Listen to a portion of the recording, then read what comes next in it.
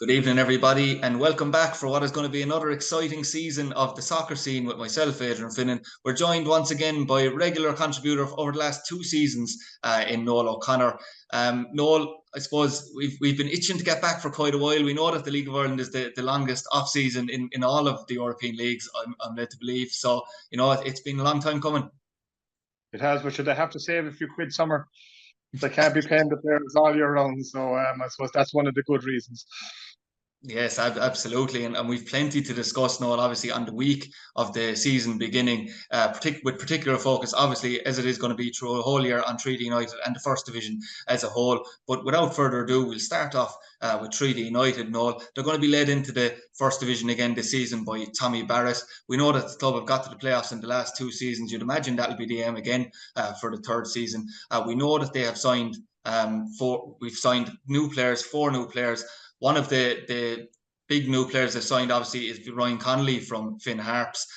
You've Conor Barry as well coming in, who has played with the likes of Finn Harps, Galway at loan as well in previous seasons. There was a big signing in terms of Anthony O'Donnell coming back into the fray as well, actually, obviously after a year out. But he was a real talisman for them at the back. In the season with Sean Gearns, who unfortunately, Noel, when you're looking at departures, Sean Gearns is a notable departure. Obviously, Jack Lynch is another notable departure since last season as well. And Jack Brady has signed for Longford. And there's obviously another 2 to 3 players that have departed as well. What do you make of the Treaty United squad and the business that has been done over the winter period? Yeah, look, when you look at the departures, you're picking 4 players that were regulars every week in Jack Lynch, Shane Gearns, Callum McNamara, and Jack Brady, and very good players. And 2 subs, if you like, as well. I know Tommy used Joe Collins a good bit, certainly in the first half of the season, and Conor Melody was a player that when he was fit used to always make an impact. He didn't start too many games, but certainly came on in a lot of games. So I think obviously the best piece of business was to keep the top goal scorer in the First Division. That's absolutely massive for Treaty. And the Curran, as I said, I couldn't remember a striker to score up against 20 goals for a Limerick League of Ireland side in 30 years or even longer. And it was a great coup to keep him. Obviously, there was a couple of suitors out there. We heard he was talking to Waterford and St. Pat's, and I think there was a mention of Galway. I don't know how strong that was, but certainly a good bit of business. I'm sure they had to up his expenses to keep him, but certainly well worth keeping. And with himself and Dean George still there, 2 lads who got 30 goals between them. It's the hardest thing to do in football is to get the ball across the white line. It certainly is a big plus for the Treaty management. Yeah, absolutely. And looking at their pre-season friendlies, Noel, they've obviously played quite decent opposition, as you'd expect, with Cork City defeating them 3-0 in Bishopstown. Obviously, Damien Duff Shelburne beat them 2-1 with Success Udigan getting on the score sheet at Tolka Park. A big win in the Munster Senior Cup to get to the semi-final, although it wasn't all straightforward. They were 3-1 up against Ringmahon. Obviously, it went extra time then with 2 late Ringmahon goals before Enda Curran popped up the winner. You mentioned Enda Curran, obviously, Noel, he'll be a big talking point. Everyone will be looking to see, does Enda Curran replicate that form that he got last season? He started off quite well. He's got 4 goals in pre-season, including a hat-trick in that Munster Senior Cup competitive fixture. And he does seem to be raring to go from the interview that I did with him last week. But, it is vital for Treaty that he does continue and hit the ground running like he did last season.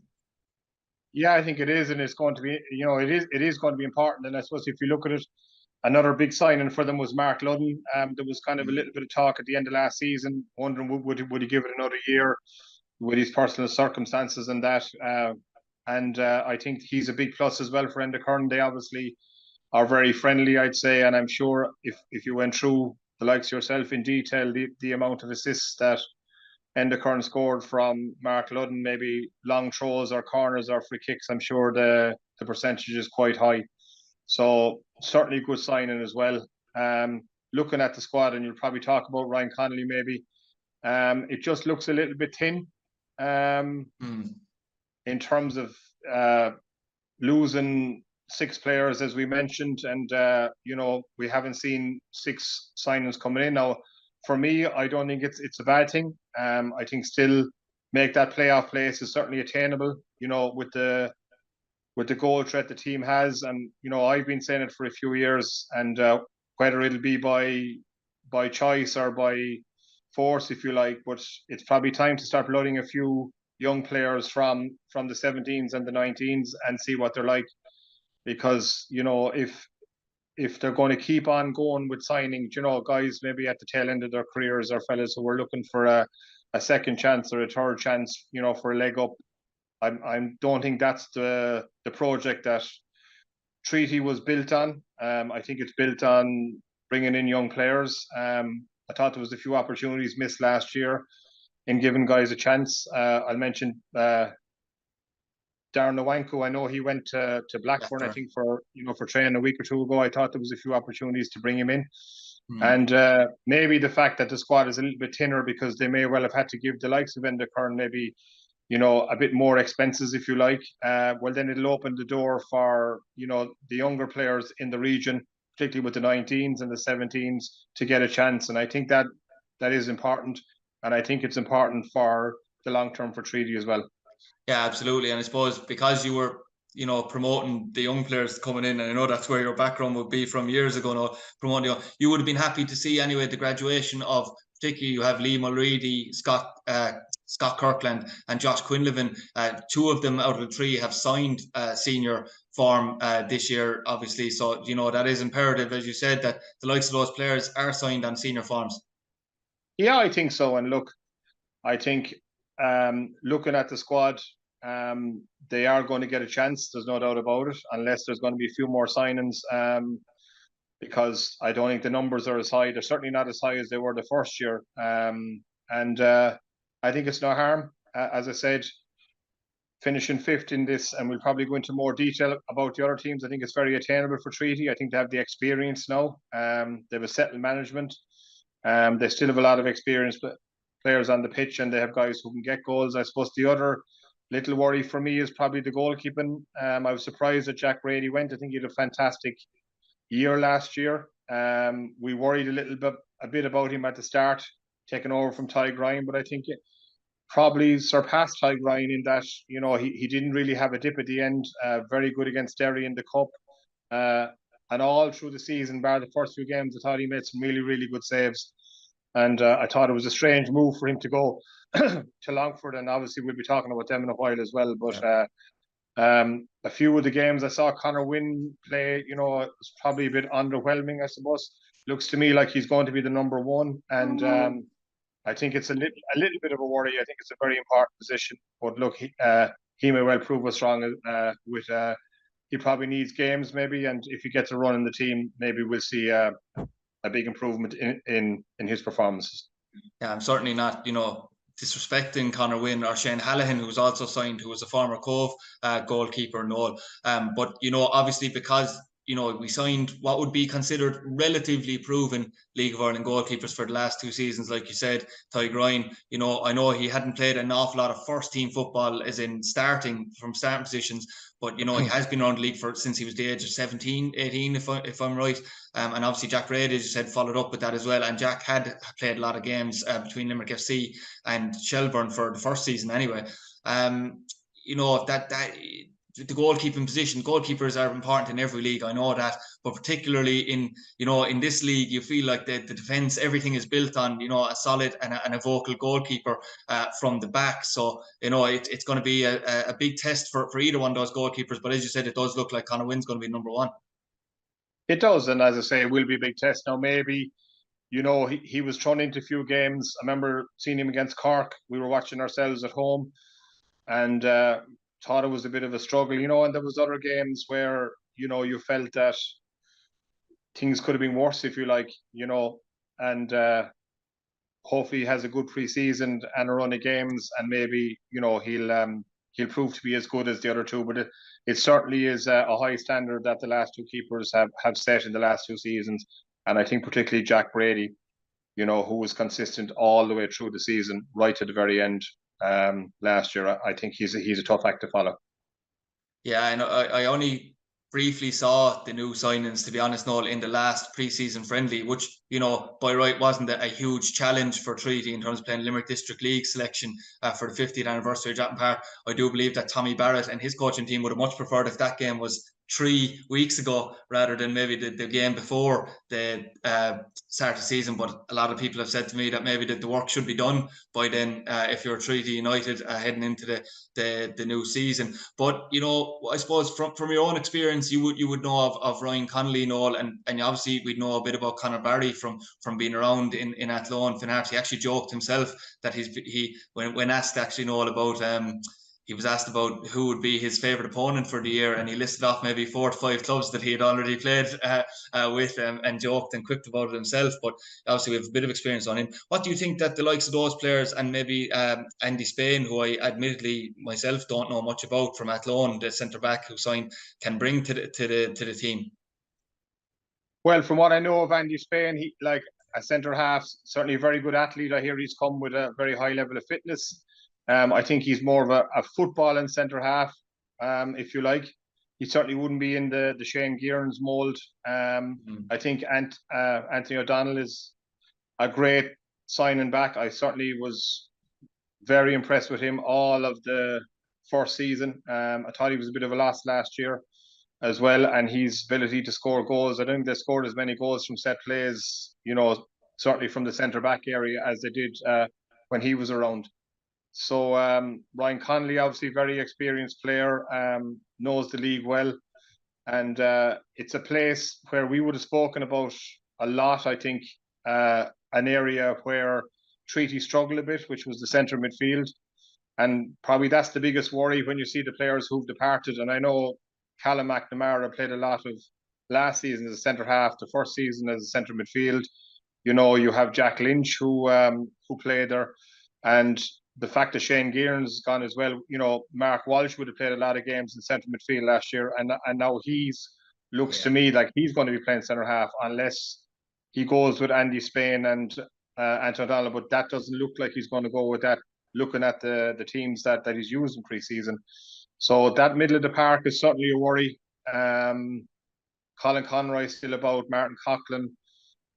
They came on in a few games, started a few games. I didn't see a whole lot with them. I don't think that Tommy had huge faith in them either, judging from how few games they actually did start, even though it was a kind of a troublesome position on the field. So that's probably a bit of a worry.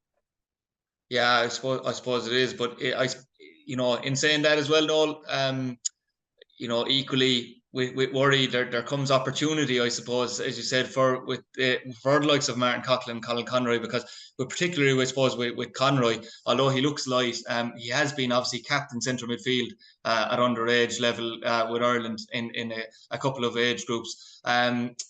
As you mentioned earlier, with the likes of Josh Quinnivan and Scott Kirkland, they're probably going to get chances. So it goes without saying that, Martin Coughlin and Colin Conroy could really be playing a big role in this team this year, considering how light it looks on paper in midfield. It does, and that's why someone like Ryan Connolly would be vitally important to have there, because you don't really want to start with 2 inexperienced lads in there.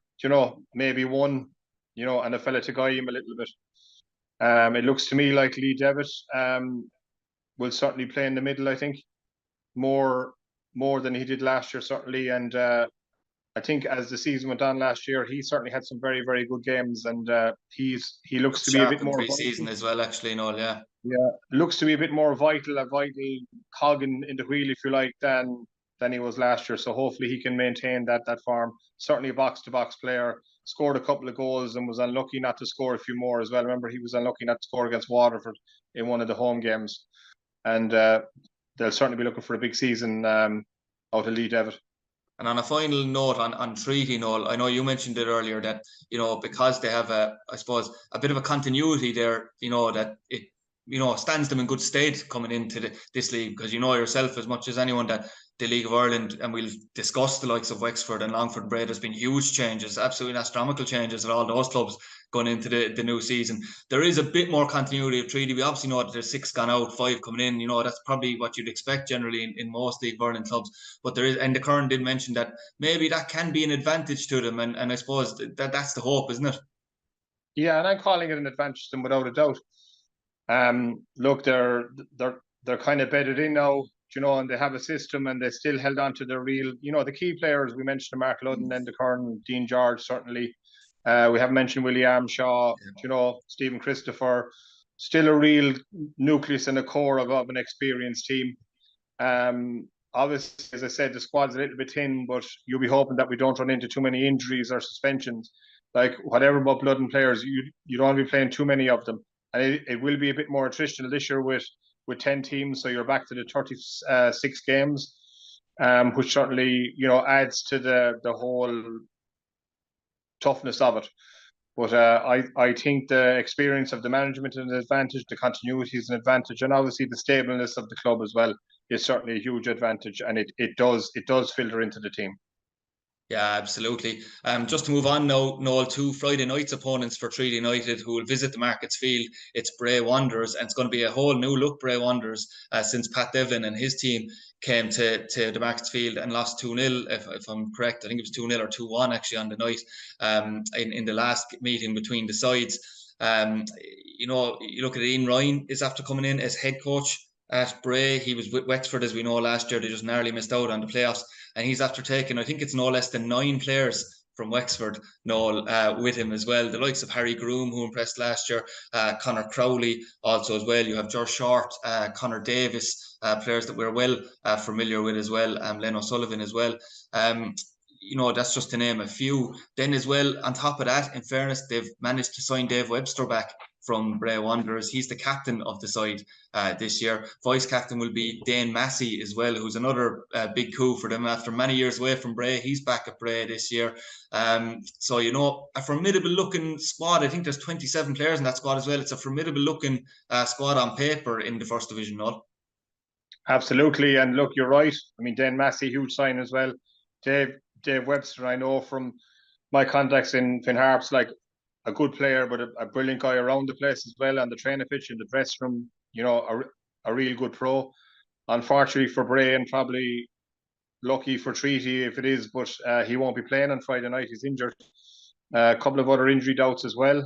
A name I was told to watch out for is a lad they signed from St. Pat's, I think Jake Walker, could be playing up front, and will be a real handful. But certainly if they've everyone fit, they look like a really, really strong squad, and they'll certainly be very, very ambitious. I think it's probably no harm that Treaty are meeting them in the first game of the season.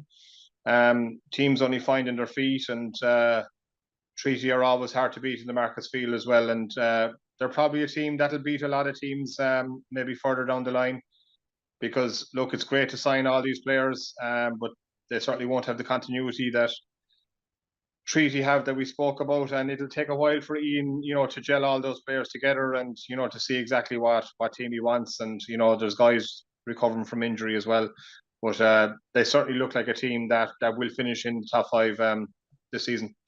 This is probably the third season, in our experience anyway, following Treaty and doing this podcast now, where Bray have a totally new squad. Obviously we had Gary Cronin at the start, then you had Pat Devlin and the merger with Cabinteely last year. That was totally new. And I remember discussing with you at the time and Jason O'Connor, and we all had the same fear about them bringing in so many new players together. As you said there, gelling that team is going to be, in some ways, it's a nightmare. So I suppose, do you think it's positive, all right, as you said, that Treaty United could be playing them so early on, because it might take maybe the bones of possibly even 2 months for Ian Ryan to discover his best side?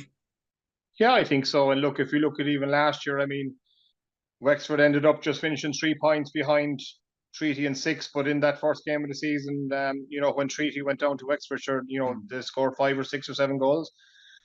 You know, and they were, you know, and they were a different team, like, as the season went on, and they got some, you know, some great results, and it took a bit of time. So I think, in fairness to Ian, he's, you know, he has that season under his belt. There's probably a few things that he did last year that he won't do this year. I think they'll be stronger than Wexford were in the first game last season. And it'll be an interesting watch on Friday night. Yeah, they've had in pre-season as well. They've taken a couple of beatings, Noel. I know you can't read everything into pre-season. They've obviously lost 4-0 to Shamrock Rovers, but Treaty had lost 7-1 to Shamrock Rovers as well, and lost 6-0 to St. Pat's. They did have a win against Bray, and actually Colin Kelly scored the goal, who we now believe is signed for Treaty United subsequently, actually, Noel, as well, which is something I failed to mention earlier on. And then a win against New Oak boys 3-0 in the Leinster Senior Cup with Ger Short, Conor Crowley, and a new signing, Guillermo Amaran, on the score sheet. It's hard, really, isn't it, Noel, to judge anything by pre-season, but it's a pre-season that Ian Ryan certainly needed to learn a bit about the squad anyway. Yeah, but I suppose the advantage for him, you just said it yourself, that they signed nine players from Wexford, so he's certainly well familiar with what they can do, and that'll probably lessen that impact that we're talking about. I'm sure they will be strong, and a lot stronger than any Bray team that we saw last year. But look, it will take a few games for them to settle, and even for results to settle. But I think overall, they look like a team or a squad that are going to make the top 5 this year. Yeah, and speaking of a squad that'll be not just hoping to make the top 5, but finally get over the hoodoo, I suppose, and win this league, will be Galway United, Noel. I suppose it's been very disappointing for them to finish second. In the first year, you finished behind Cork City then last season again. It's been a very tough period for John Coughlin, because there's been huge expectation from the Galway public. I think they definitely expect it to be in the Premier by now as well. They'll certainly expect this season, third time lucky, to be there. I suppose one of the most interesting moves at Galway, Noel, wasn't even on the pitch. It was off the field, with Ollie Horgan going in as assistant manager to John Caulfield. I mean, many people were shocked by that, but there is the kind of background, Noel, that many people think it's just heaping more pressure on John Caulfield as well, because if John Caulfield starts badly, you have a man ready to come in the breach straight away.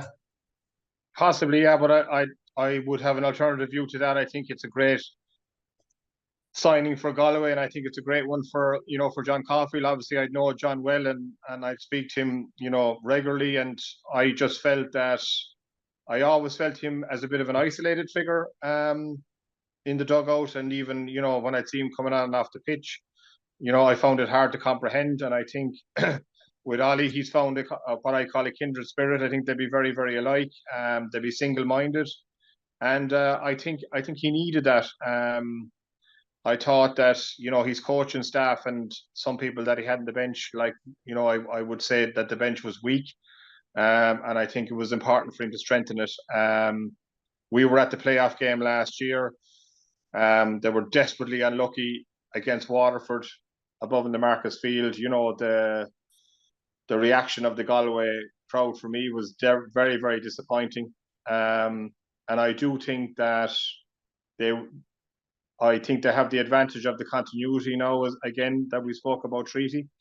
They've brought a few players in. They've changed their keeper. They brought a guy that we'll be filming with in Limerick, Brendan Clark. I saw him towards the tail end of the season. I thought he was struggling a bit with Shelburne in the last month or 6 weeks of the season. But obviously, with his experience, I think he'd be a very good first division goalkeeper. Look, he signed Callum McNamara as well. And I think it could be their year. But the little caveat I have again is, and I always I struggled with it last year as well, I don't see a player coming in that maybe I thought they might go for, if they're there, that'll score you maybe 15 goals or 12 goals. Or it looks like, again, they're going to be, dependent on Stephen Walsh, really. Yeah. But still a big squad, and, third year going into kind of full-time. The fitness levels will have to be really good. I think other teams around them, higher up, where we'd see teams like Waterford and Harps, I'm not so sure that they're going to be better than they were last year. And I think Galway will be a little bit better than they were last year. And I think it'll probably be enough to see them finish top of the heap. But look, it's a long way to go. There'll certainly be pressure on John Caulfield at the start. It's vital that they do get a good start and a couple of wins. And I think if they do, they'll go a long way towards coming first in that division by the end of the season. I know you were discussing your, I suppose, concerns, Noel, about the goal scoring, which I suppose will be a concern, because obviously Stephen Walsh, who has played as a striker, underage and further field, did have a great season last year. But unlike Curran, I suppose, he hasn't played as a striker in the League of Ireland very long. A lot of people say it might be beginner's luck to a certain degree to have such an unbelievably good season when switching position from centre back and left back to go up front. The only thing I suppose you could say and argue is that maybe John Caulfield and Ollie Horgan are looking at Rob Manley, who came in halfway through the season last year, who is now signed back as well. A player who has, I suppose, scored goals in the past with Cavantilli and did hit double figures in a couple of seasons in a row, I believe. I mean, he'd probably be the great white hope as such, maybe to score. And I suppose as well, Francini Lombardo, we didn't see anything of him last year because of the long-term injury he had. So maybe that's the way that the coaching staff would be looking at it. Yeah, look, and for their point of view, I hope it does work out. And, I think they've obviously put a lot of money into it. Like John has gone up there. He's moved up to Galway for 3 years. And look, he has been a successful manager before. And if they do get someone who starts to knock in a few goals, I think that they will be very, very strong, and they'll certainly be very hard to catch. Yeah, that's absolutely true. We know that Callum McNamara is there. Noel, one player who we also know will be definitely be a centre back for them and has been a really big player for Galway is Killian Brewder as well. His game does seem to have come on leaps and bounds. Because of the style of football that John plays and the no nonsense he wants from his defenders, I'm not too surprised that Killian has thrived up there, to be honest.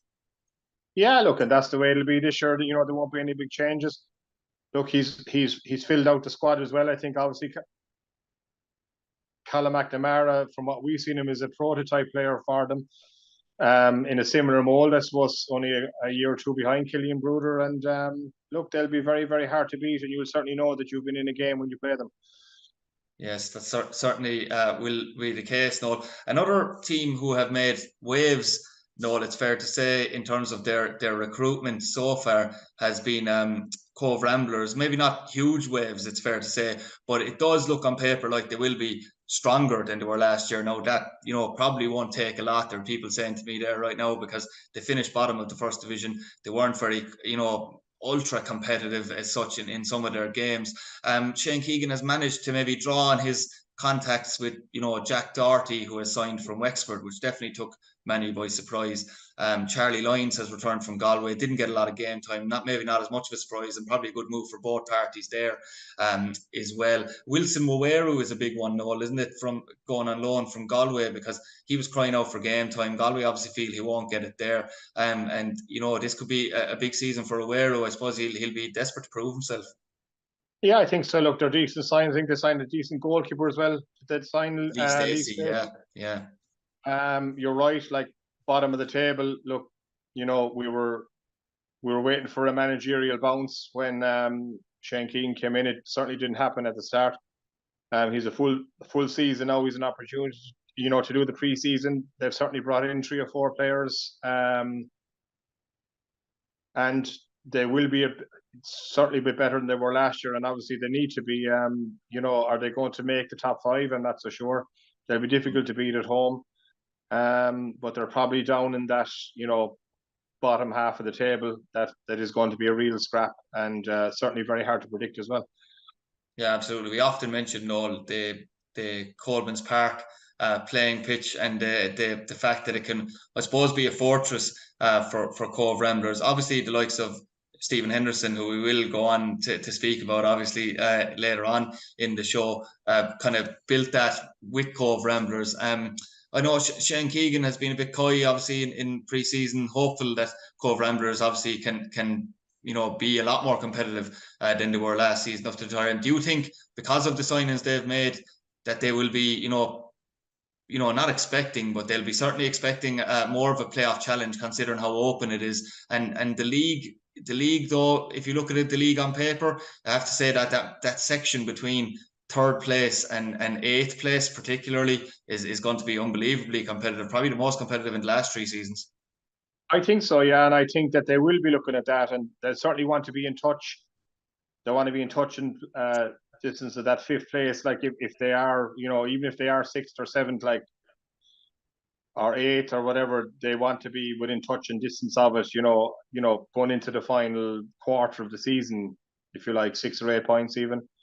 And I think you're right. I think it is going to be very tight there. How well these guys do, like, they certainly do have a lot of improvement to do. I would have said that to you last year. It's difficult to come from the bottom I said it about Wexford, to come from the bottom, to go up 5 or 6 places is difficult to do in one season. I don't think they will do it. I think they will be better, but I still think that they will fall short of those playoff places. Yeah, we'll certainly come on to our feelings in the prediction section, Noel, later on in the show as well. We'll now move on to a club that we've often said is close enough to your heart as well, Noel, in Wexford FC. I mean, that's an incredible change really with Wexford. Obviously, we knew fairly quick after the end of the season that Ian Ryan was departing. It was a bit doom and gloom in Wexford because of that. A lot of people were disappointed to see him go.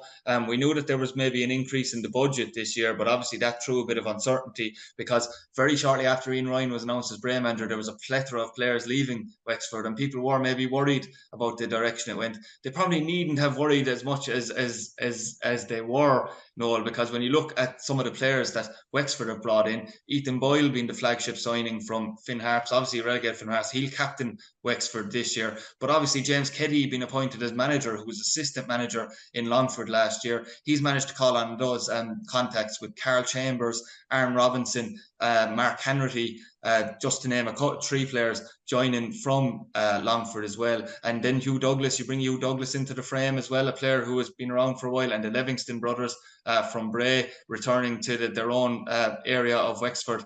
There's just been huge changes at Wexford, hasn't there? And Sam Verdon training with them this week as well from Longford. That's an incredible turn of events. Yeah, and look, there is a substantial increase in the budget, and I think there's a little bit of they were probably disappointed, the way Ian Ryan went, and I think we talk about the continuity, like you kind of have a new board there, you have new directors, you have new director of football, you have a new manager. We should have mentioned that Danny Furlong is back as well, the highest goal scorer. Yes, yes, that was a big omission from me. Yeah, absolutely. And look, I think that's that's coming from the director of football. They're talking about their local links. Obviously, Danny would be a big hero in Wexford, and I think there was a touch of that about it. I'm not so sure how that's going to go, and a difficult gig as well, for James Keddy. I know he was assistant in Longford, but he's a lot of work to do. And you talk about gelling the team, like he's a new manager dealing with these guys for the first time, except for the Longford fellas. He's an inexperienced, board and chairman behind him and director of football. They certainly have put a lot of money at it, and they certainly have a good squad put together.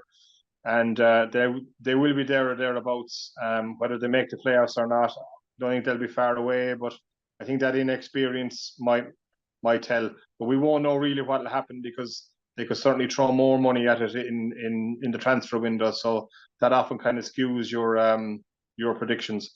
I know they were desperately disappointed, Noel. It's fair to say, not to reach the playoffs last year. If you're looking at it from a Wexford point of view now, this season, I think, obviously supporters can read a lot into transfers, Noel. We've talked about it in nearly every squad we've talked about right now. We talk about gelling players. Supporters don't tend to look at it that way. They tend to think that when you sign these players that they're going to gel fairly instantly and everything is going to be rosy in the garden.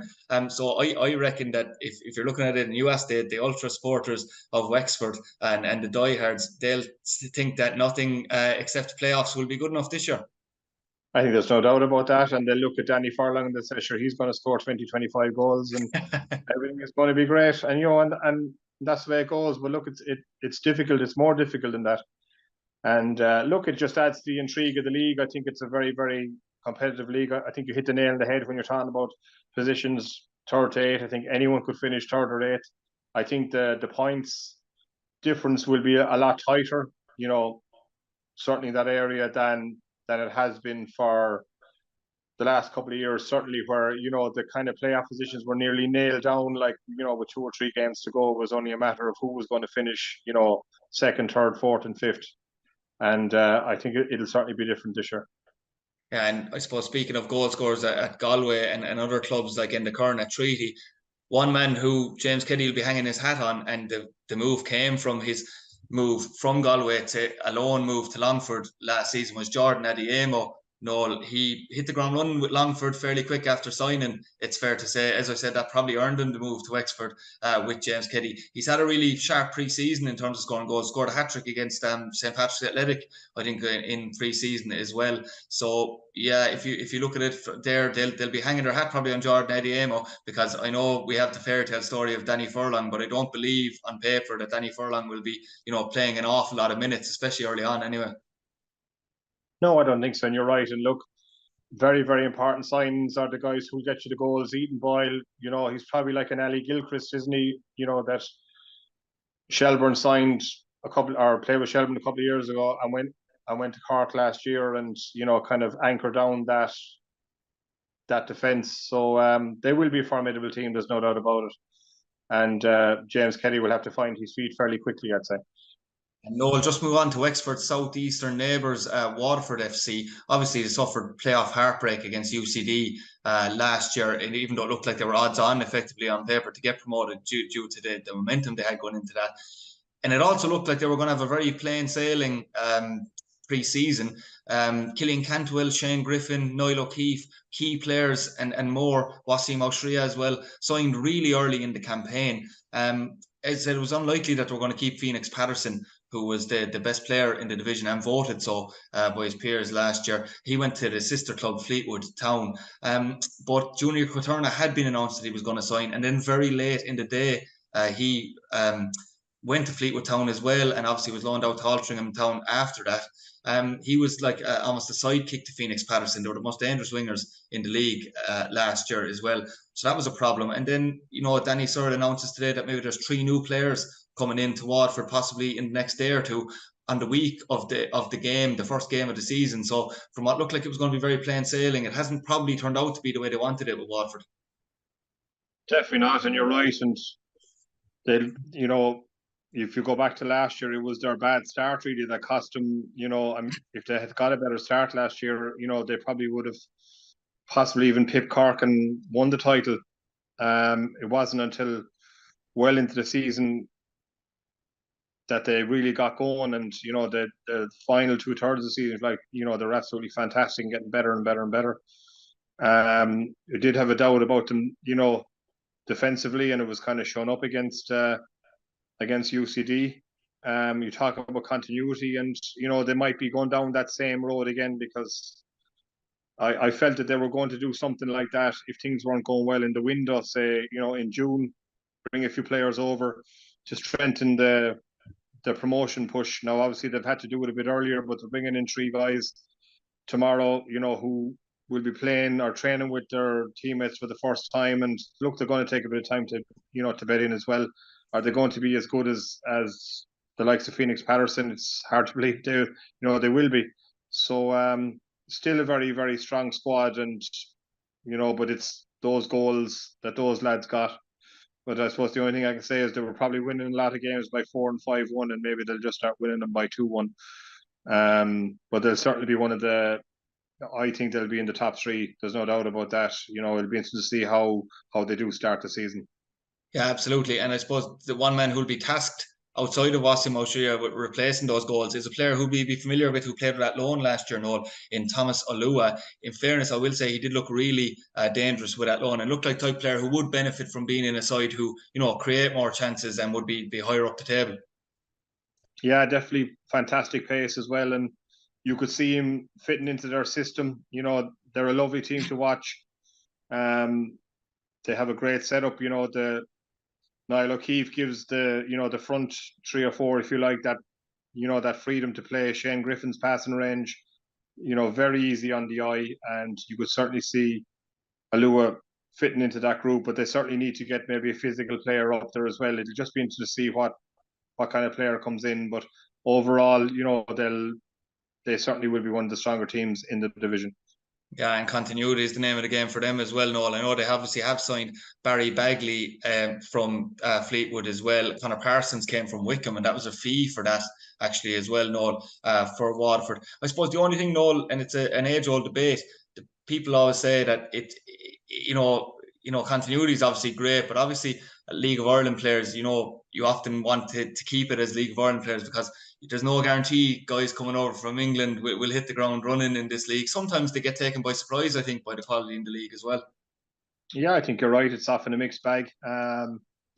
People, you know, would have a kind of a, you know, an ignorant view of it, if you like. You know, they don't realize how strong it is.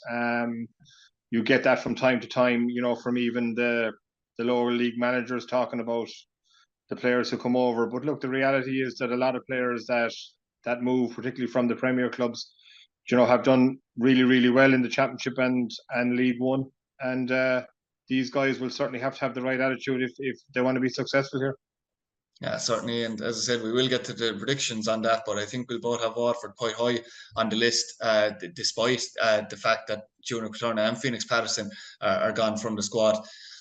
This season, Noel, from a crowd of real, from a wave of continuity as such at Waterford to another absolute sea change at Finn Harps, Noel. Again, admittedly, I know very, very little about the players signed from Finn Harps. I'm not sure if anyone will be able to, you know, show me any clips even of players playing for Finn Harps. But obviously, a man who'd be well known around the league is Dave Rogers. Noel, we obviously spent a small bit of time as well with Limerick FC, but he spent a small bit of time with many clubs after maybe the year of 2006. He'd probably admit that himself. But you know, looking at Finn Harps, they're staying full time, Noel, which was I suppose an important thing in some ways. But you know, an absolute sea change, which was probably needed, Noel, after the relegation of last season. I suppose so. Look, it generally happens, doesn't it? There is a massive change, you know, and people reevaluate everything. He's a very interesting appointment. I think Dave Rogers, certainly a larger than life character, great personality. He does know the league, there's no doubt about it. I see they signed two players, I think, from Stockport County. Yeah. You know, a lot of new faces that I wouldn't know either. Geographically, they do have an advantage. Obviously, disadvantage for them when they go away, but at home, it's always a difficult trip, and you know, it's a hard place to go. Very attritional place. It's hard to get a result there. And they'll be probably one of the stronger teams as well. But you know, in terms of predicting exactly what they're going to do, like, to be honest with you, we'll just have to wait and see, and have a look at a few games. But it just adds to the kind of the strength of that first division, I think, because they're another real kind of a big hitting team that'll certainly be very hard to beat. Yeah, absolutely. And I know that Keith Cowan has signed back as well, Noel, who's obviously a big player for Finn Harps, signed back from Drogheda, a big player in more ways than one, a real physical character from set pieces in both the opposition box and his own box too. So that'll be a real asset. One thing that you can notice from the pre-season with Finn Harps, Noel, is I don't believe they've scored a goal from the three matches that I have been made aware of. And that, you know, for the one of us repeating ourselves, that could be a real problem if they can't sort that come the new season. I noticed that as well. A 6-0 defeat to Derry, like that wouldn't be great. But look, Derry probably miles ahead in terms of their preparation as well, with the season they had last year, getting ready for the President's Cup. But you're right, no goals scored. So and a big game, the first game, I think it's Galway United at home. So there'll be a big crowd up there for that. You know, there'll probably be a good crowd of Galway people going as well. And you know, a defeat there would kind of really, you know, set them back, I think, and make a difficult job for Dave Rogers, probably even more difficult.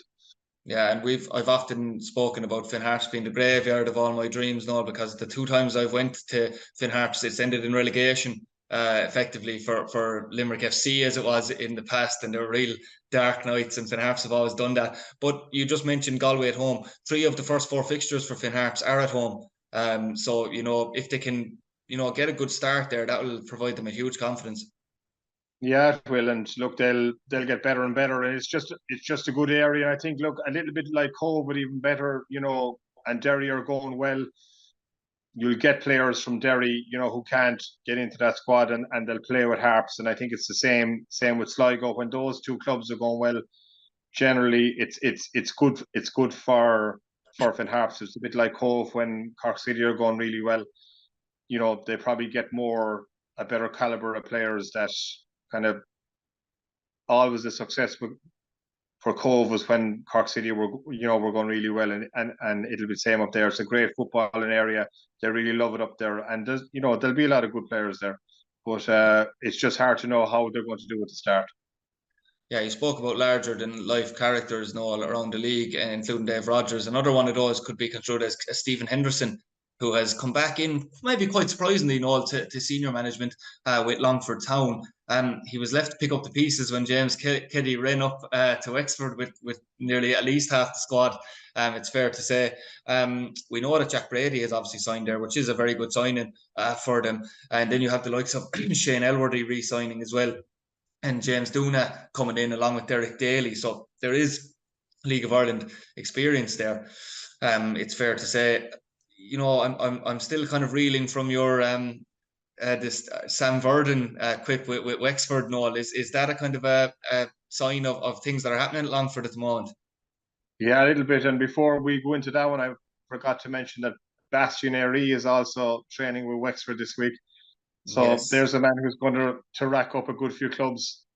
He might stop Conor Barry's blushes, with the amount of clubs that he's signed for since he was involved with Limerick.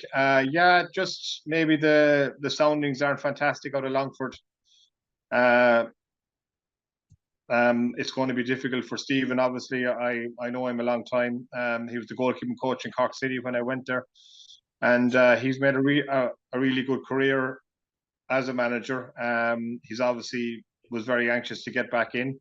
I know he was interviewed in Treaty for the director of football, or for the head of the academy role as well. And I was initially delighted for him that he got back on. I thought it was a good gig, and being a Dublin man at heart as well, I thought, and his connections with Shelbourne and probably other clubs, I thought that he'd get a good squad together. The soundings out of Longford aren't great. As I said, Sam Verdon is training, with Wexford this week, which would not, make things look very good in Longford. And I think that it'll be a kind of a difficult year for Stephen, but he's a tough guy, and he won't leave any stone unturned to try and improve him, and he'll certainly be there for the hard yards. Yeah, absolutely. I suppose the likes of Darragh Lynch from Bray, who signed for them, obviously, Noel, and Stephen Meany, who signed. I suppose the problem you have, Noel, with the likes of the signings that Stephen has made is that, yes, they have played in the League of Ireland, but I suppose the pedigree isn't unbelievably good, maybe, in a lot of the players that have been brought into Longford. Yeah, I'd quite agree with that. You mentioned, is it Derek Daly we saw him with that loan? Yeah. James Duna, I wasn't never really a great fan. There was a big hullabaloo about that loan 2 years ago about how well they were going to do, and he was one of the marquee signings. It certainly didn't work out that way. He went to Cork then, which I was surprised with, really, that they signed him, and his appearances were quite limited, and his impact in those appearances from the games I saw was certainly limited as well. So I think it is going to be one of the more difficult years for Longford. Certainly the second half of the season, I think, things weren't great there either, and that I haven't seen the mood to change in the positive so far. And I think it is going to be a tough season for them. Yeah, and I suppose, speaking of tough seasons, in my own opinion, it may be another tough season for their Midland rivals in Athlone Town. Just judging by the team that they put out against Drogheda in the Leinster Senior Cup yesterday evening, Noel, a real multicultural feel to Athlone. Donald Curtin and the Minogue, players like that have all remained with Athlone. So obviously, their boss Lennon has decided to try and keep continuity there, because there was a very young feel about Athlone as well last year. To be fair, they did have a very good second half to the season, it's fair to say. So they will be looking to be more competitive than they were, particularly in the first half of last year, because it looked like they were nailed on to finish bottom. A good achievement for them to climb above Cove, as it turned out last year. But because we were mentioning earlier, Noel, because it's so competitive from maybe third to 8th or 9th in the league, I do predict another difficult year for Athlone. Yeah, and I have to agree with you. And you're right, the second half of the season, didn't they have a very good win against Treaty as well above there? Like, they had some lovely players, some young lads that came in. I think there's a kind of an American influence there. Last year, remember, like this time last year, we were struggling to name maybe 2 players that were going to play with with Athlone, you know, with Martin Russell at the helm, and you know, the start of the season was really, really poor, and it went on game after game after game. You probably think that they'll be a little bit better this year, but you know, will they be good enough to, you know, to go 3 or 4 places up the table? You know, judging by what's happening ahead of them, and you know, with the kind of renaissance of Bray, for example, and Wexford, I think it's going to be difficult for them, and I think they will be it's still in that lower half of the league table.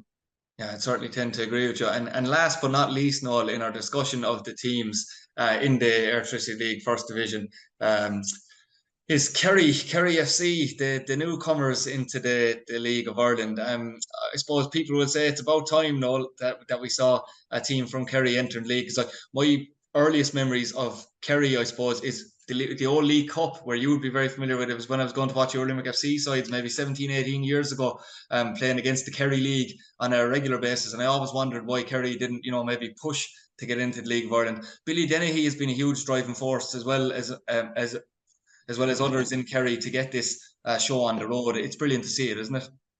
No, I think it's fantastic. Yeah, and look, in fairness to them, and we were down there, and I remember, like, I think we lost to them actually, to the Kerry League. I remember going down there with Cork City as well and coming out with a 1-0 or a 2-1 win. There'll be a raucous enough crowd. You know, it does generate a good atmosphere. You know, there's a great setup down there with a couple of pitches, and you know, the space and the area they have. They've worked away at it.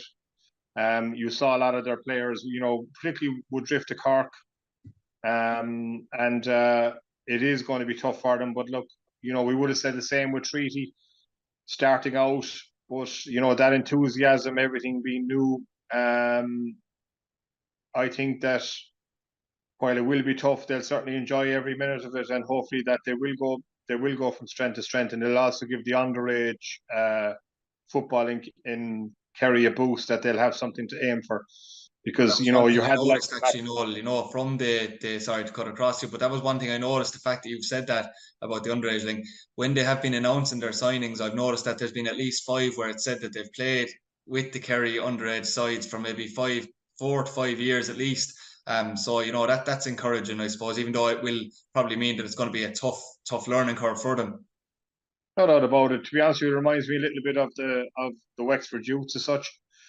When we started, like, you know, the ground was certainly there, and you know, there had been a bit of success at underage, yeah, albeit in a different design in the Oscar Trainer youths, and a lot of fellas came in, and they were all local, and you know, there was real enthusiasm, and it can certainly bring you a long way. I think they have a nice fixture to start with. I think they could have had a lot worse fixture at home to Cove, and you know, you just wouldn't know what might happen there. Yeah, absolutely. There will be plenty of Munster derbies in the First Division as well, which obviously we don't want to see too many Munster teams in the second tier, but it will make for exciting games, you'd imagine, as well. We know one of their players anyway, Noel, for sure. Actually, we know, in fact, more, but Matt Keane was a key cog for Treaty for the bones of 2 seasons as well. Obviously fell out of favour for a period last year under Tommy Barrett, but he will be the flagship players I've been noticing for Kerry. You also have Caelan Spillane, Noel, who we'd both be familiar with from maybe a good few years ago now when he played with Cork under the likes of Tommy Dunn.